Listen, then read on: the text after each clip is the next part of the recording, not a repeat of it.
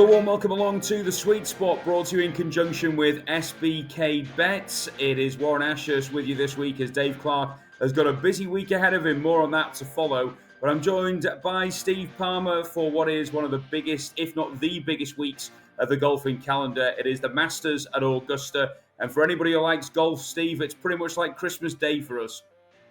It is. I'm raring to go. Was so excited. It's my favourite betting event of the year.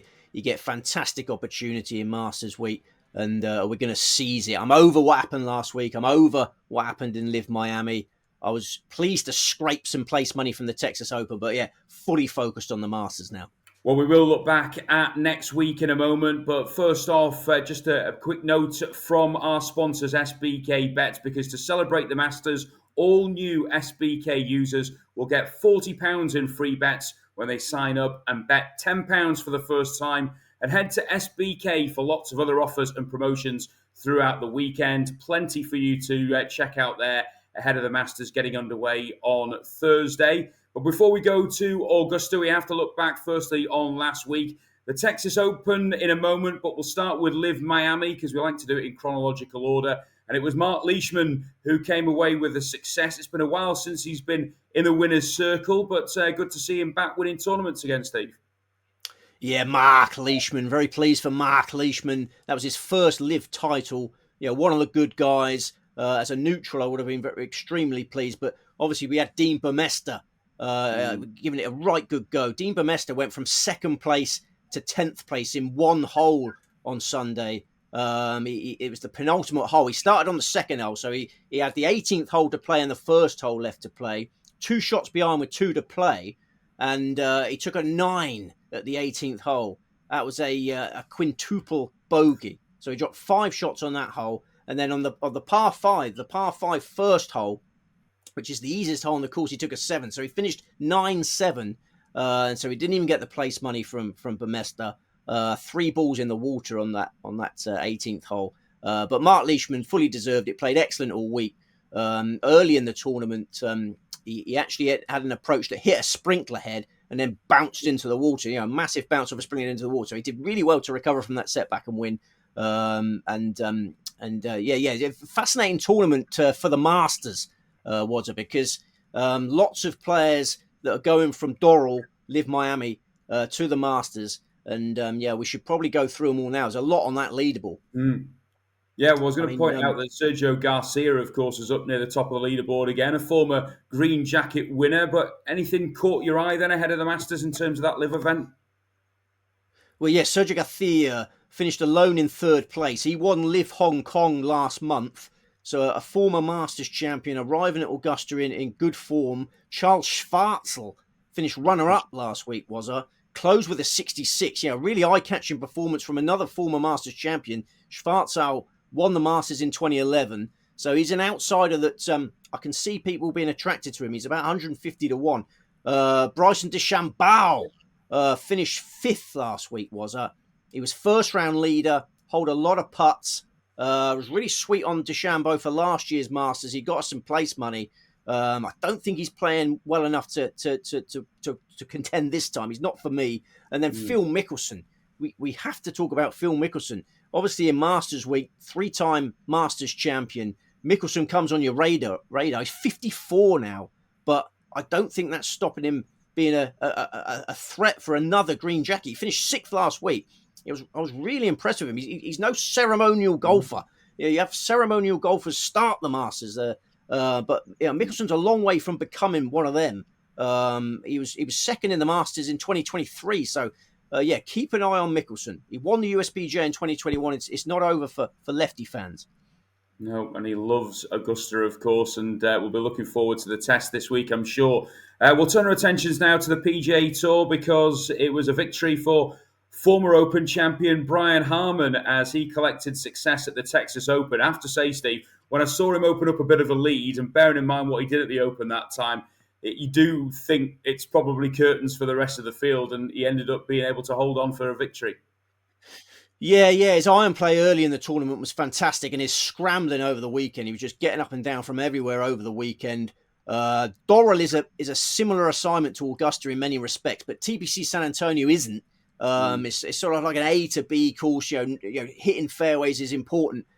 Terrible preparation for Augusta, in my opinion. I mean, Brian Harman was a 90-1 winner last week. Catching the attention of some for the Masters. I can't see him being a factor in the Masters, and his Masters record is poor. So I've got no interest in Brian Harman. I think LIV Miami a much more interesting event for potential Masters candidates. Maverick McNeely was a hero for us, getting some place money last week. We needed that going into the Masters. He tied third. Maverick McNeely is playing this week. Was making his Masters debut. Steep learning curve. Again, doesn't interest me. I think the two players we probably need to discuss from that Texas Open are Jordan Spieth. Yeah. Like with Mickelson was I can see your eyes light up when you're talking about Jordan Spieth with the Masters on the horizon. And he started with a 67 in Texas. And, people were thinking, blimey, here he comes again, timing his run for the Masters. But he followed that 67 with 73, 73, 72, tied 12th. Don't think he's got the confidence, to be a factor this week. Spieth not quite ready, post-wrist surgery, to contend at the Masters for me. And then the final one, I know you love him. Everyone seems to love him. Tommy Fleetwood. Were you following him last week, was there, in Texas? A little bit, yeah, I did a little bit. Tied 62nd in the end. Rounds of 74 and 81 at the weekend. Terrible preparation, different type of track. And he got windy. A lot of players will get their swing blown out of kilter last week. Fleetwood's manager is his wife. And I think they might have had a lover's tiff on Sunday night because that shouldn't have been on his schedule. The Texas Open should not have been on Tommy Fleetwood's schedule. So, we ruled out a few players from the Texas Open, but there was some from LIV Miami that we definitely need to consider. Yeah, I was slightly surprised by how many of the, should we say, bigger names on the PGA Tour played in Texas. When you say, Steve, it's not really an ideal setup ahead of the Masters, but we'll see if that's had any impact along the way. Anybody else that caught your eye or Texas, or have we looked into it enough? No, I think you're absolutely right, Wazzer. I think the Houston Open, the week before the Texas Open, was perfect preparation for the Masters, and then you get a week off before the Masters. So the people that played the Houston Open, great idea. The people who played the Texas Open, absolutely balmy in my eyes. But no one interested me from the Texas Open for the Masters. Let's get on for the big one, the Masters. I just love saying it, Wazzer. I love saying it. It's just the best, isn't it? We will go through the course and the details in a moment, and of course look at the latest show of betting with SBK at the top of the betting list. But in case anybody has been on a different planet for the last few weeks, it is the opening major of the year, the Masters at Augusta. And Steve, we've seen a number of changes to the course over the last sort of 10 years, really. Will there be any difference to what we have this time around? No, it's the same yardage. We've got 7,555 yards. We did have a hurricane blow through there in autumn last year.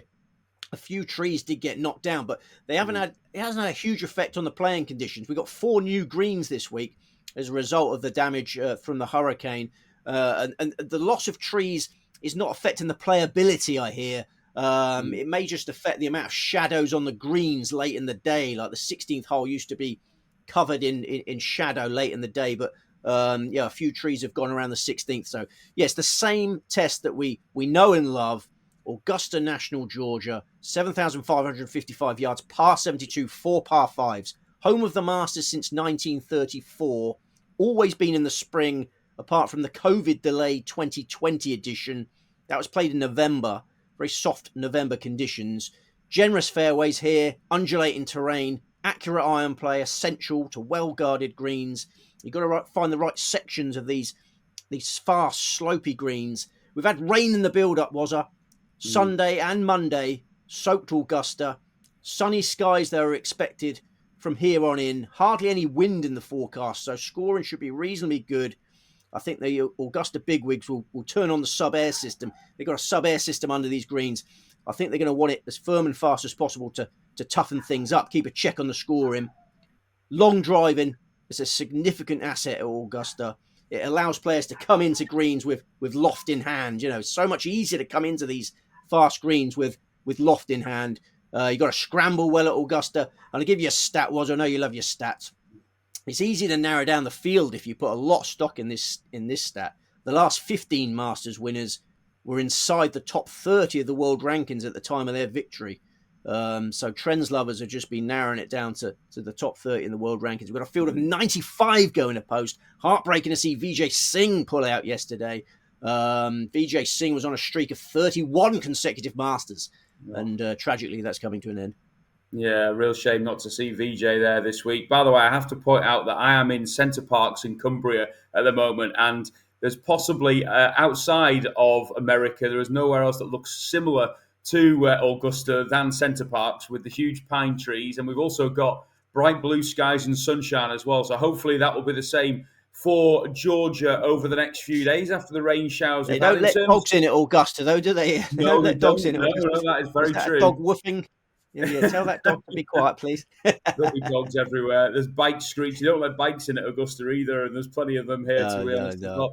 In terms of the betting then, with SBK Bet, we've got Scotty Scheffler at 6.2, Rory McIlroy at 8, Colin Morikawa and John Rahm at 17s, Bryson DeChambeau 20s, and Ludwig Aubert at 22-1. Bigger the rest, of course. Steve, I think the big question that everybody's waiting for, how many selections for this year's Masters? 5 selections, Wazza. 5 selections, and we'll start off with the biggie, the main selection, and who we're looking at here. Justin Thomas! It's just in time!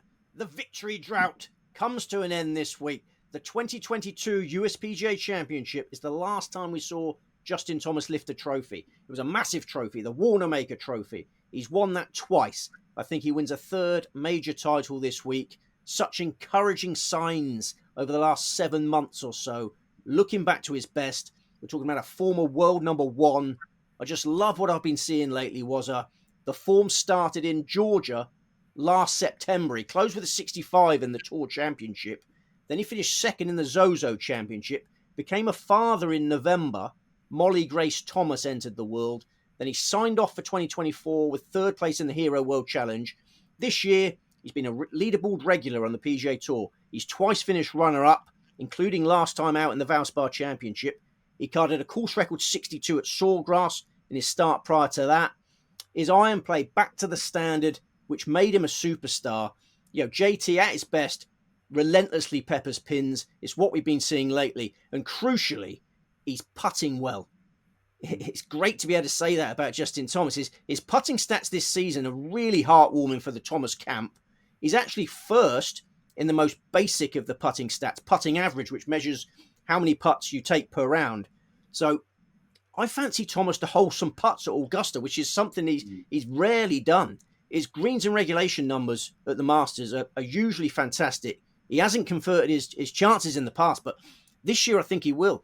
This year, I think he claims a green jacket. I just wonder, Steve, with that relationship that he has with Jordan Spieth, if Spieth's not in the running, and of course a former green jacket winner, whether his little bits of information and advice might help him along the way. Yeah, they're great pals. And I mean, one of his best pals is Tiger Woods. Justin Thomas and Tiger Woods have a fantastic relationship. If you ask Tiger Woods who he wants to win this week, it'll be Justin Thomas. He'll be passing on every bit of knowledge he can because obviously Tiger's not playing this week. So, I think Tiger will be pleased on Sunday. Justin Thomas will be pleased and will be pleased, Wazza. Okay, so Justin Thomas is the main selection for Steve for this week's Masters. We've got 5 picks overall. Who's pick number 2, Steve? Next best is John Rahm, who I fancy will bounce back from a disappointing 2024 Majors campaign. 2024, a really tough year for him. He switched to LIV in December 2023. LIV's biggest signing. It was a huge U-turn from him. An eye-watering sum of money was thrown his way for the signing on fee. And he was under so much scrutiny when it came to his Masters title defence. Defending champions usually struggle at the Masters. You got the Tuesday dinner to host. These days, you got the LIV guys mixing with the PGA Tour loyalists. It can get quite tense. And then Rahm's media conference. I mean, he had such difficult questions to answer. And that was the first time that the reporters had the opportunity to grill him on his switch to LIV, why he left the PGA Tour. So it was all massively unsettling for Rahm. I was not surprised he wasn't able to produce his best golf last year. And then later in the major season, he got a toe infection. He had to miss the US Open because his toe was in such bad state. And his wife had a really difficult pregnancy. It was their third child. And he first talked about it at the Open Championship. And then in LIV Chicago in September last year, he said that it had been a dark 2 months. So there were complications with the pregnancy. Yeah, Rahm had a lot on his plate last year. His first daughter arrived safely at the end of September. I think he's gone into this year with a much lighter mental load. People haven't got the same vitriol towards the LIV players that they had at this time last year. Yeah, even Rory McIlroy has said he's come to understand why Jon Rahm made the switch. So Rahm, I think, so much more relaxed going into this Masters than last one. Consistently appearing on LIV leaderboards, swinging really well. I watch a lot of LIV. Rahm swings in good condition. He's churning out greens in regulation. And Rahm's LIV career as a whole is so impressive. He's completed 17 events. He had to pull out during LIV Houston last year because of that toe infection. But the 17 LIV events he's completed, he's finished in the top 10 in all of them. He finished 9th in LIV Miami on Sunday, despite carding an 8 at the 17th hole. He had real problems with the 17th hole. He was 6 over par for that hole last week, but played the rest of the course well. Made 14 birdies in 54 holes at a really long, tough course with similarities to Augusta. So, yeah, that's how I see it, Davey. I'm sorry, Dave's getting married, I believe. Dave's getting married. Was already married. A lot of people are anticipating Scheffler v. McIlroy. I speak to a lot of people who think they're going to get the Dream Masters, but a lot of people think Scheffler versus McIlroy on Sunday. I think we're going to get Thomas versus Rahm. Which would be my Dream Masters as a hard-nosed punter. Well, it wouldn't be a bad runner-up to have other than the Scheffler-McIlroy battle, would it? To be honest, Thomas against Rahm would be a thrilling Sunday. And, of course, we've seen the likes of Olazabal, Ballesteros, Garcia with Spanish wins before at the Masters. Yeah. Will it be another Spaniard this weekend? We shall see. So far, Justin Thomas and Jon Rahm. Pick number 3, Steve. Where are we going here? Min Woo Lee, my lord. Min Woo Lee, riding the crest of a wave, made his PGA Tour breakthrough in the Houston Open the week before last. That was a perfect warm-up event, as we said. That course is designed to mirror the challenges that players face at Augusta. Min Woo, an awesome driver, got an amazing short game, and his approach play is rapidly improving. He's gained strokes on approach in 4 of his last 7 starts. He was 15th in that category in Houston. He's hitting his approaches higher this year, because it's a project they were working on. Him and Richie Smith, his coach, they're working on his only weakness, which has been his approach play. They decided to get the balls coming in higher for more control. And the results have been so encouraging. I mean, the fact he's hitting his approaches higher is ideal for Augusta. Coming into these glacier-like greens with loft in hand and coming in from as higher angle as possible is the way to do it. But they're also going straighter. So he's hitting it higher and straighter on approach. He's just become the complete Augusta package for me. And he's already shown he can handle the track. He finished 14th on his debut in 2022. He matched the Masters record for the lowest front 9 in the final round that year. He was 6 under par for the front 9 on the Sunday. So an amazing Masters debut. And last year, he finished 22nd, despite breaking a finger the week before the Masters. He dropped a dumbbell on a finger. I don't know whether you like gymnasiums, or I loathe gymnasiums. Not anymore after that. He dropped a dumbbell, broke his finger a week before the Masters, still played. Then he got the flu the week of the Masters. So huge handicaps and finished 22nd. It was a miracle that he even made the cut. This time, absolutely buzzing. He's got a great new caddy. Min Woo Lee and Bo Martin could become a formidable alliance. Bo Martin used to caddy for Shane Lowry. I think these two are going to be fantastic together. They showed that in Houston. I want to back the winner of the Masters.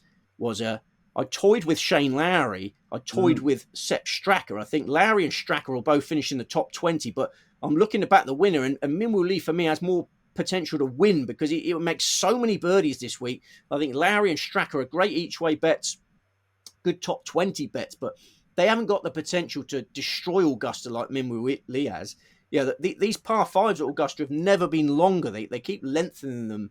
And there'd be 3-shot holes for for Lowry and Stracker, I would imagine, a lot of them. But Minwoo Lee, the ball speed that he produces, he can set up eagle opportunities. So yeah, I'm so excited to watch him. He's always been one of my favourite players, and he's just a born entertainer. Well, I think as neutrals, many people would be delighted if Minwoo Lee won. He's just a likable character, isn't he? And the fact that he also won a couple of weeks ago as well just means that his confidence is going to be at a high, an all-time high.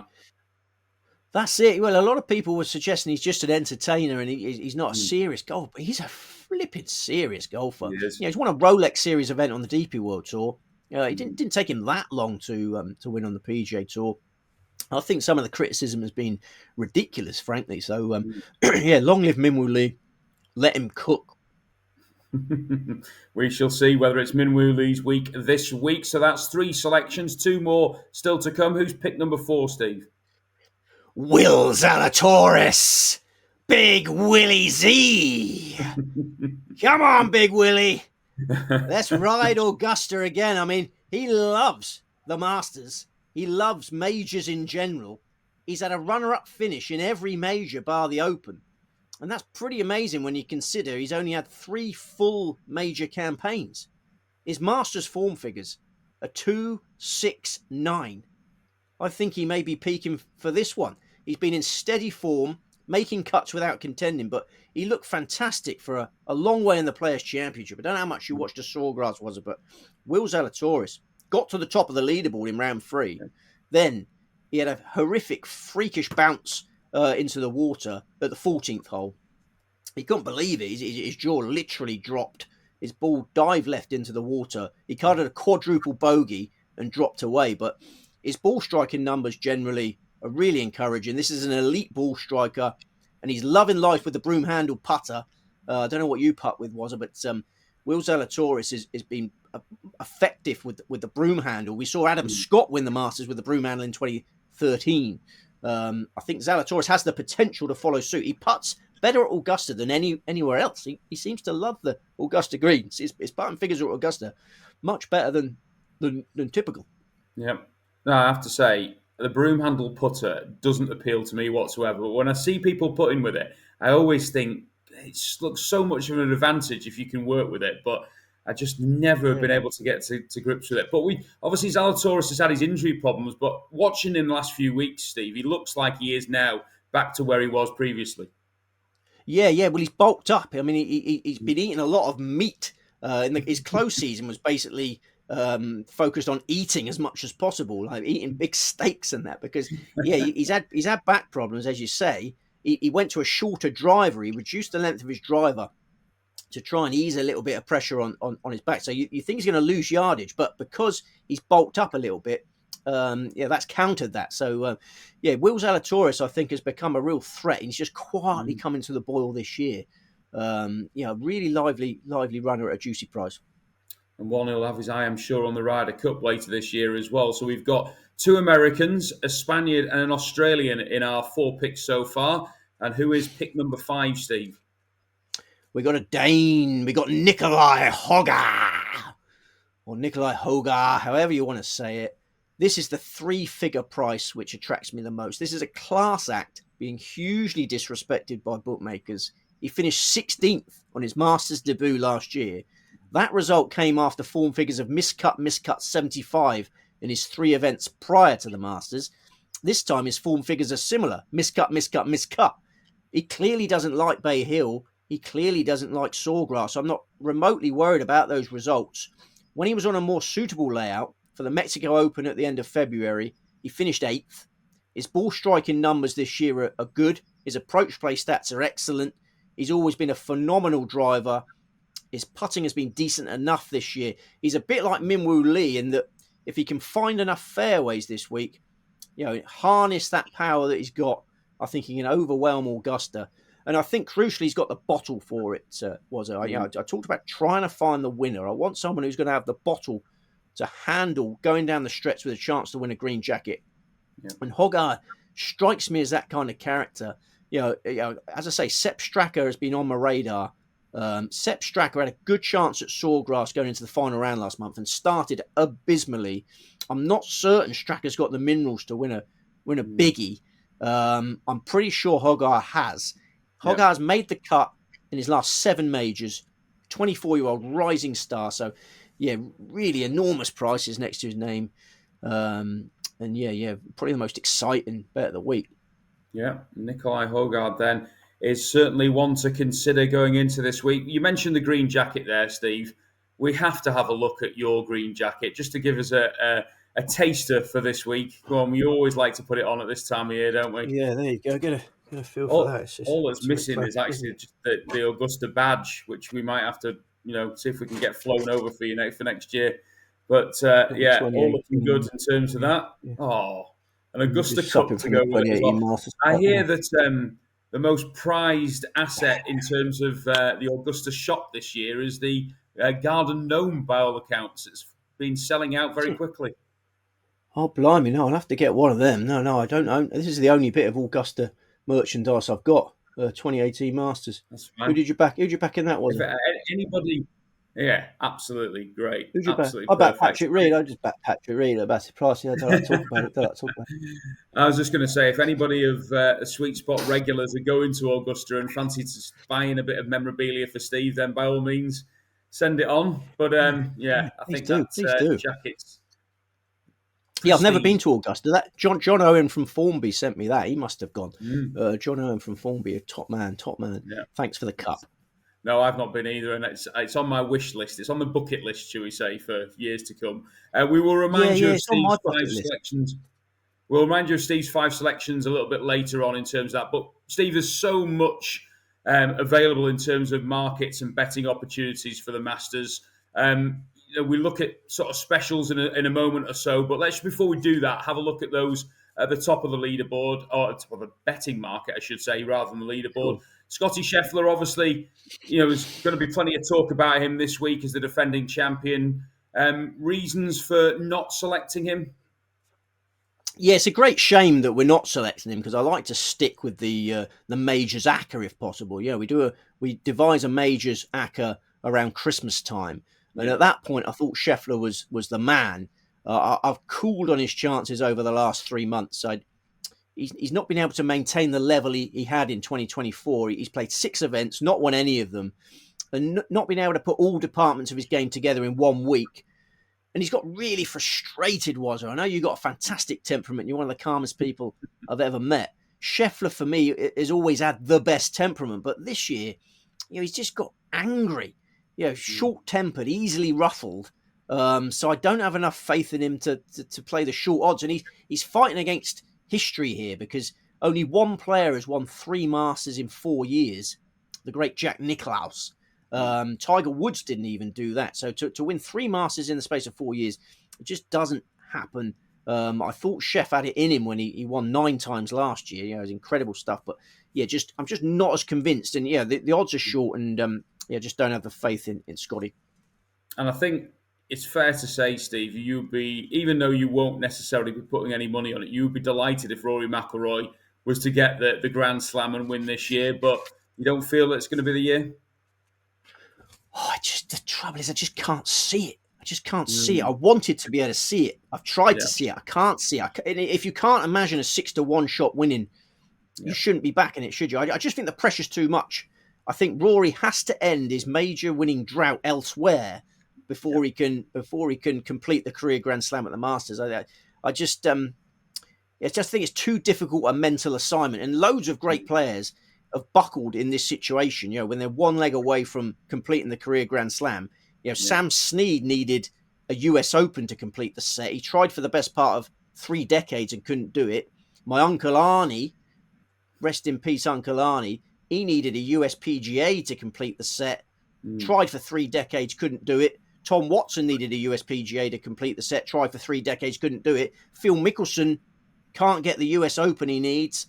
When you got a carrot that large in front of you, if you munch on that carrot, you access the most exclusive club in sport. You just can't get your mouth around it. And what I will say is nobody has managed to do what McIlroy is trying to do this week. People talk about Gene Saracen. Nobody's Nobody's won the Masters knowing it was the final leg of a career Grand Slam. Gene Sarazen is the only player to have completed a slam at Augusta, but that was in 1935, was it? I'm taking you back now. 1935 was just the second ever Masters. It was a tournament with no status then. It grew into a major. So Saracen did not have anywhere near the same level of pressure that McIlroy's had over the last decade. The spotlight falls on McIlroy every year. This is the 11th time he's attempted to complete the slam. It's too much of a psychological challenge for me. He's a human being. It's a human being, as Graham Taylor would say. It's a lot to ask. An awful lot of pressure on one man's shoulders, isn't there, to sort of deliver like that? I suppose. Yeah, and what's he going to be thinking, Roger? If he's one shot ahead with a few holes to play on Sunday, what's he going to be thinking about? I would suggest he'd be thinking about what happened in the US Open last summer when he missed some tiddlers coming in, missed some short putts coming in to continue the major winning drought. How can a human being not be thinking about that when in the same scenario, if he's in the same situation on Sunday? And that's got to make, he's got to be under so much pressure. I get scared thinking about it for him. The only way I see him winning, Steve, is if he was to come from behind on the final day. If he was like off the pace and he put in a really low score that ended up being good enough to win, I think that might help him along the way. But I think you're right. Yeah, I think you're right. I think his best golf at Augusta has come when his winning chance has gone. You might be right. Yeah, if the leaders falter and he's set a clubhouse mark, you could sneak it that way. My theory on McIlroy is that he'll win it when nobody's expecting him to win it. In his mid-40s, when I think he'll win it at like 50-1 in his mid-40s. But we shall see. And of course, one person who I think probably many of the Sweet Spot regulars and myself was maybe expecting you to mention along the way was Ludwig Aubert. He did so well, of course, on his debut at Augusta, but not his year this year. Just such an off-putting couple of tournaments. A month ago, Ludwig Aubert very much on my Masters radar. I expected Ludwig to be in my Masters staking plan, but his approach play has been so scratchy lately. Miscut at Sawgrass, miscut in Texas last week. He finished 8th and 14th in those two tournaments last year before finishing second in the Masters on his Masters debut. So just an untimely dent to confidence. I think Ludwig will win the Masters one day, but he putted so well last year in the Masters. I've been put off in the last month or so, and I know Colin Morikawa, very, very popular with a lot of people. Dave Clark, I don't know whether he's betting when he's getting married. He should probably be concentrating on the wedding, but he loves backing Colin Morikawa, and an each way bet on Colin Morikawa is probably fair enough. But he's only won one PGA Tour title since becoming Open champion in 2021. The low grade Zozo Championship in Japan. His last victory in the United States came in February 2021. So Morikawa has gone more than 4 years without winning a tournament in the United States. He's the best iron player on the PGA Tour. Approach play crucial at Augusta, but is he dynamic enough off the tee? That's the question you've got to be asking yourself. He's a short driver. His stock shot is a fade. I think he'll be playing his approach shots from too far back to win this. There's no run-on drives at Augusta. They mow the fairways towards the tee, so balls stop very quickly. I don't like backing short drivers at Augusta. So, for me, Morikawa, a good top 20 bet, but I don't think he's got the punch to win it. So plenty of specials around for the majors, Steve, and in particular the Masters. Is there anything that has caught your eye in the build-up to it, you think, actually, that looks a really good price? Yeah, I'll give you a few. I mean, we've got lots of coverage in the Racing Post newspaper and on racingpost.com with a raft of specials, and we'll probably have a stab at first-round leader once the tee times emerge. But punters that are looking for massive prices. I've seen 200-1 available about the dual forecast. I'm imagining that duel between Justin Thomas and Jon Rahm. You can back him to finish first and second in either order at 200-1. That's a lively dual forecast investment for me. And Shane Lowry, I've spoken about him a lot on this podcast already. In the top 20 markets, odds against is available about Shane Lowry finishing the top 20. I think it was a really sound investment because just in such solid form. He's finished in the top 20 in the last 3 majors. And in his last 24 tournaments, Lowry has finished in the top 20 no less than 17 times. Form figures coming into this event of 11-7-28. From his last 4 starts, he played every event on the Florida swing. So just in a run of top 20s, he's made 5 consecutive Masters cuts. He was 3rd in 2022. He topped the approach play stats at Augusta last year, just couldn't hold a putt. He's 6th on the PGA Tour for strokes gained on approach this season. So, yeah, Lowry's probably the player I'd be most shocked if they play badly, was I? He's not a long driver. He doesn't win many tournaments. So I don't see him winning the green jacket on Sunday, but I see him being there or thereabouts. So that's a good one. And then I think one the wind more if you've probably got would have been a help for Shane Lowry, wouldn't it? If the wind had picked up a little bit. Yeah, and if it gets drier, if it dries out and becomes firm and fast, and scrambling is a key element. Again, that would enhance his chances. I've got one more if you've got time, was I know you're keen to get out to Centre Parks and climb some trees and whatnot. But Taylor Pendrith, I want to give Taylor Pendrith a mention. I think Taylor Pendrith should be favourite for top debutant. He's nowhere near favourite for top debutant. I think he should be. He's got big time experience, this lad. He played in the President's Cup last year. He tied 23rd on his US Open debut. He tied 29th on his US PGA debut. I can see something similar on his Masters debut. Brilliant driver. 35th on the PGA Tour strokes gained on approach stats. 5th for greens in regulation. Finished 5th in the Houston Open last time out. So I think he's the man for top debutant, which is not as glamorous a market as it was last year. You had Ludwig Aubert and Wyndham Clark last year. Yeah. Won't take as much winning this time. No, there are a huge number of markets to get involved with. Of course, gamble responsibly all the way through the Masters week, but SBK have likes a first-round leader. You can bet on nationality, whole match bets, whole group betting, so plenty to look forward to in terms of the markets in the run-up to the Masters. I suppose what we should do now, Steve, is round up your 5 selections again for the first major of 2025. Just remind us of your 5 picks. Justin Thomas, John Rahm, Min Woo Lee, Will Zalatoris, and Nikolai Hoga. Watch your bets. Of course, Rasmus Højgaard is also playing in this field. Rasmus Højgaard making his debut. Price very similar, so easy to make a mistake. Nikolai Højgaard should be much higher at the betting than Rasmus Højgaard. I couldn't believe how close they were. It's a big difference. Making your Masters debut. Yeah, we've had this conversation before. You can't just put Højgaard on your betting slip. It's either N or NR next to it, and we suggest N, don't we? We do, very much so. Yeah. Nikolai Højgaard, really lively outsider, and let's hope he's in contention on Sunday. You're going to watch every shot, was it? Are you in Centre Parks for a long time? I'm here until the end of the week, so in terms of Friday. So I'll be at home for the weekend to watch every shot from there. I might have to throw the odd water slide and crazy golf in between over days 1 and 2, but I'll be on the app making sure that I'm following everything closely. I was going to mention that. Don't forget how good the Masters app is. I mean, I try to tell people phones are overrated and phones are rubbish. I try to tell my children that you don't need a phone. They are poison. But for this particular week, everyone needs a good phone because the Masters app is amazing. It shows you every single shot. Pretty soon after it's happened, you can get a replay of the shot of any player that you want to follow. So, we'll all be glued to our phones for this week. And it is incredible, the Masters app. I'd definitely recommend getting that. Have you got any special plans this week, Steve, or we just sat down in front of the TV screen all week?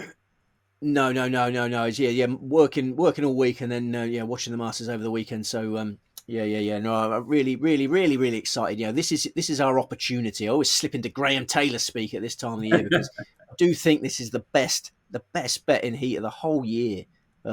Same course every year. You can narrow the field down. There's hardly any potential winners. Bet, gamble responsibly. But this is your opportunity. Go take your opportunity. It's there for you, and wring every little bit out of it. Okay. Let's hope we're not saying, do I not like that at the end of the 4 days. Let's hope that it's a celebratory Steve Palmer that we get to speak to next week. It is one of the best weeks of the sporting calendar, let alone the golfing calendar, of course. Masses to look forward to this week. We should mention as well, Steve, as well, good luck to Dave Clark and his wife-to-be getting married this week. I hope they have a fantastic week, and, well, the weather's perfect for it as well. Absolutely, yeah. No, I hope they have a long and successful marriage. It's not easy, is it?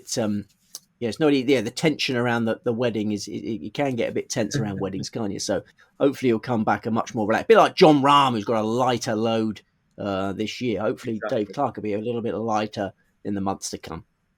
Well, Dave's not back yet next week either, so I'll be standing in with Steve again next week when we'll have plenty more action to look forward to with the Punta Cana Championship, the RBC Heritage, and the China Open. So 3 events to look forward to next week. Thank you very much indeed for watching this week. As I say, Steve and I will be back next Tuesday. In the meantime, enjoy as much of the Masters as you can.